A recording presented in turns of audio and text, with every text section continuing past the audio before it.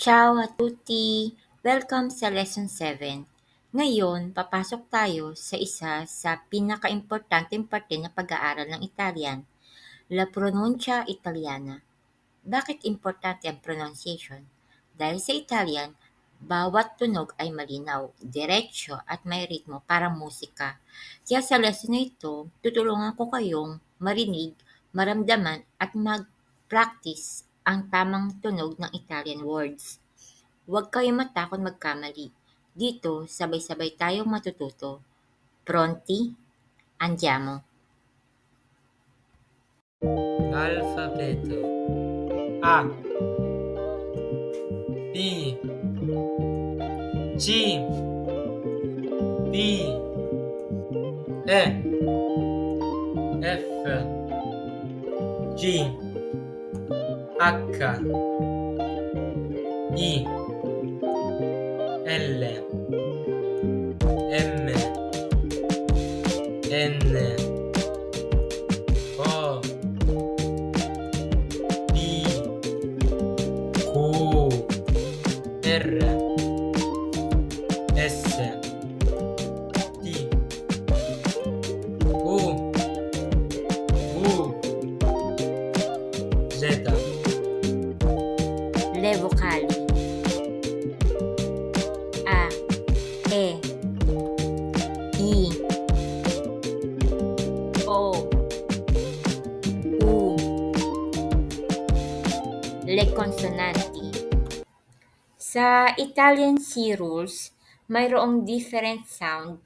Ito ay ang sound ng CH at hard sound na K. Kaya kapag ang C may kasunod na letra na E or E, ang kanyang tunog ay gaya ng CH sa English, katulad ng bigkas sa church at cherry. Kaya kapag nakita natin ng C plus E, ang basa dyan ay che. At kapag C plus E, ang basa dun ay chi. Kaya sa madaling salita, ang basa natin sa C ay CH sa English. Lagi nating tatandaan ng sound na cherry or church. Ciao. Ciliegia.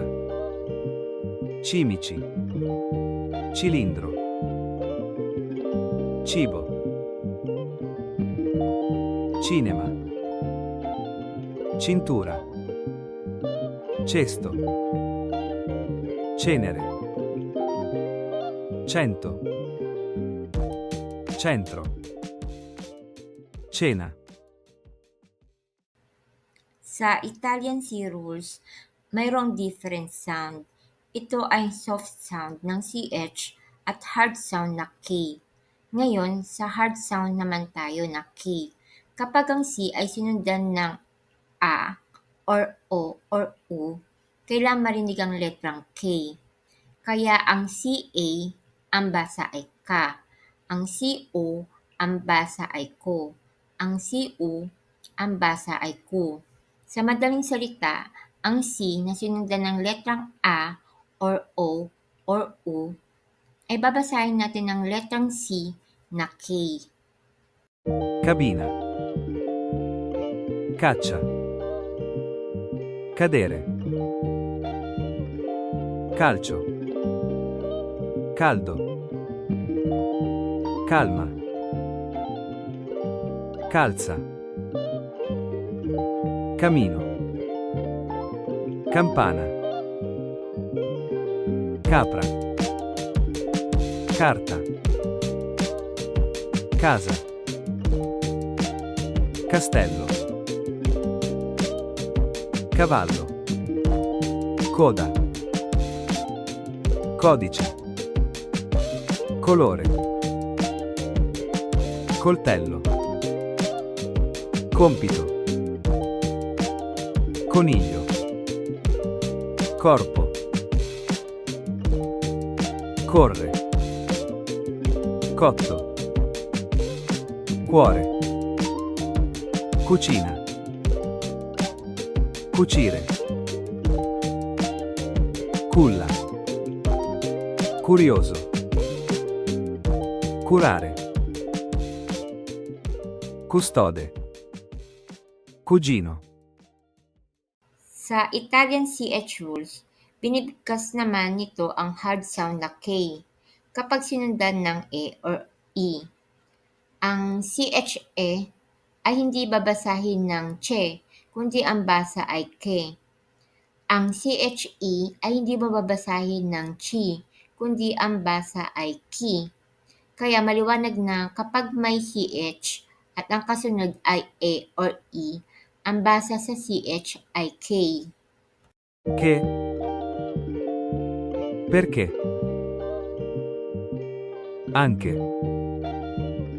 chi, chitarra, chilo,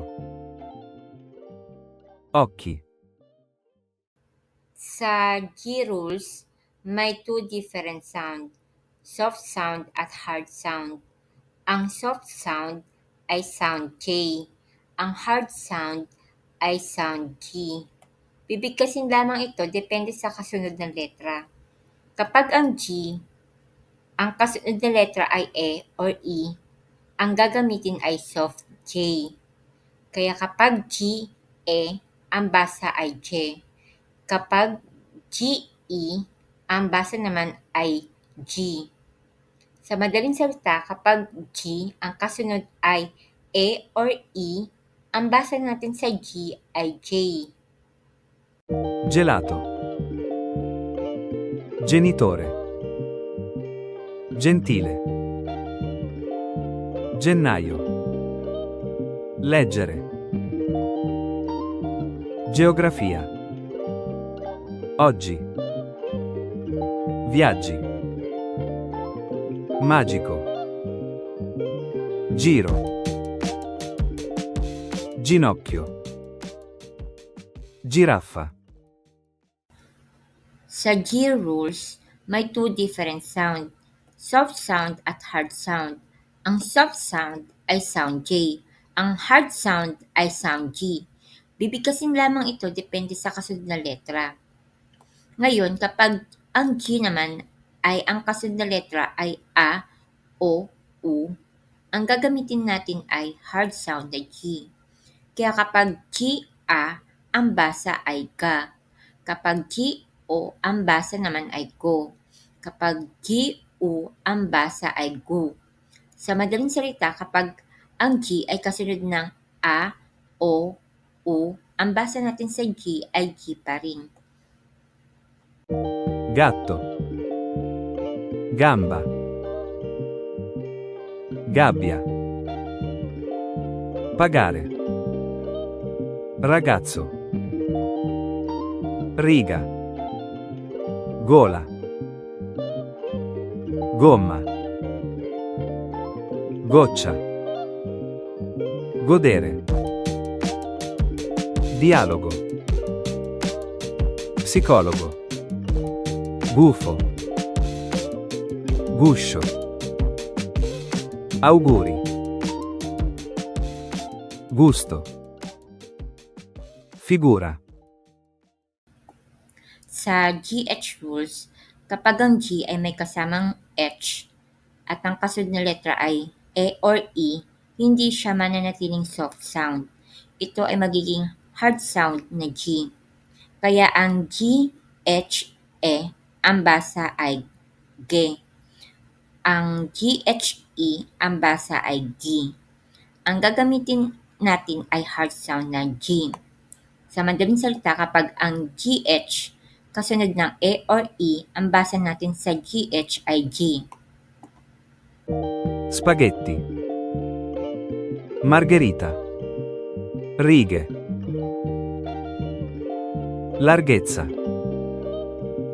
pagheremmo, funghi, lunghi, spieghi, colleghi, obblighi, pieghi. Ngayon, pag-aaralan naman natin ang one of the trickiest sound ng Italian, ang rules ng GLE sa Italian. Kapag ang GLE ay sinusundan ng vowel, ang basa natin ay li. Narito ang mga halimbawa. Famiglia. Moglie.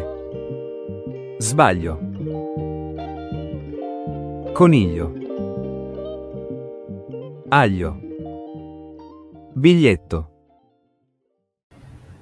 Kapag ang GLE ay sinusundan naman ng consonant, hindi ito nagiging li sound. Ito ay normal na binabasa na gli. May mga word na exemptions o hindi kasali sa rules ng GLE. Ang gli ay bihirang gamitin. Ginagamit lang din siya kapag may mga scientific word. Ang kadalasan na ginagamit ay li sound. Glicemia.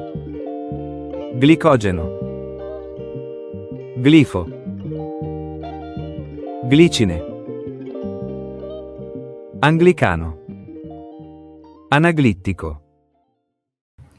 Kapag ang GLE ay nasa dulo ng mga salita, ang basa pa rin ay li at hindi mo ito babasahin na gli. Narito ang mga halimbawa. Figli. Conigli. Tagli. Scogli. Consigli. Imbrogli. Sa pagbasa naman ng GN sa Italian, ay gaya ng pagbasa natin sa may NY sa Tagalog or sa Spanish, enye. Narito ang mga halimbawa. Bagno. Sogno. Regno. Signore. Cognome. Disegnare. Ang rules ng SC ay may two different sound.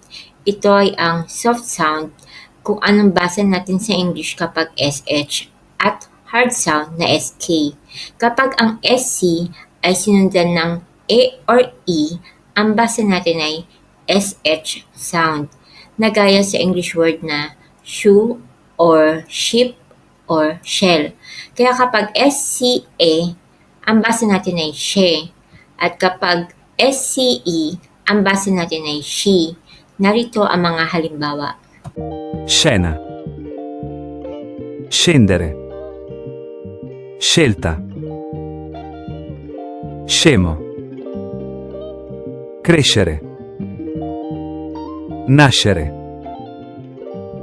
Scimmia. Scivolo. Uscire. Scintilla. Cuscino. Disciplina. Kapag ang SC ay sinundan naman ng A, O, U, ang basa natin ay hard sound na SK na gaya sa English word ng sky or skip. Kaya kapag SCA, ang basa natin ay ska. At kapag SCO, ang basa natin ay sko. At kapag SCU, ang basa natin ay sku. Narito ang mga halimbawa. Scala. Scatola. Scarpa. Scopa. Scoprire. Scuola. Scudo. Kapag naman ang SC ay may kasamang H at ang kasunod na letra ay A or E, ito ay mananatiling hard sound na SK. Kaya kapag SCH plus A or E, ang basa natin ay SK pa rin, gaya sa English word na sky or skip. Kaya kapag SCHA, ang basa natin ay SK. At kapag SCHE, ang basa natin ay ski. Narito ang mga halimbawa. Schermo. Scherzo. Scheda. Scheletro. Schema. Schedario. Schiena. Schiuma. schifo, schiavo, schiacciare, schizzo, 5 foreign letters. ilunga, K, W, X, Y. Thank you so much for watching. If you enjoyed this video and learned something new, don't forget to like it, share it with your friends, and of course subscribe to the channel so you won't miss the next lesson. Your support helps me create more content about language, culture, and stories, and I'd love to have you as part of our learning community. See you in the next video.